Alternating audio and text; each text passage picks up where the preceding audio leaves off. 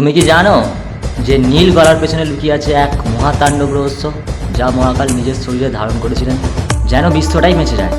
আজকের টপিক আমার এই বিষয়টা নিয়েই। তো চলো শুরু করা যাক। জয় শ্রী মহাকাল, হর হর মহাদেব। সমুদ্র মন্থনের সময় বিষ উঠেছিল হলাহল, যে বিষ ছোঁয়া মাত্রই পৃথিবী ভস্ম হয়ে যেত। দেবতারা ভয়ে পালিয়ে গেলেন। তখন মহাকাল নিজেই বললেন, এই বিষ আমি পান করব। মহাকাল সেই বিষ গিলে ফেললেন, কিন্তু গলা পার হতে দিলেন না, কারণ সেটাই ছিল সংহারের শক্তি। তাই তার গলা নীল হলো, যেন মৃত্যুকেও তিনি নিজের ভিতরে আটকে রাখলেন। মহাকাল শেখালেন, বিষকে ধ্বংস করো না, ধারণ করো, কারণ নষ্ট, ক্রোধ, ব্যথা এগুলোই তোমার ভেতরের তাণ্ডব শক্তি। যদি নিয়ন্ত্রণ করতে পারো, তুমিও অমর হবে তার মতো। যার গলায় বিষ, তার হৃদয়ে করুণা, এই কারণেই তিনি মহাকাল।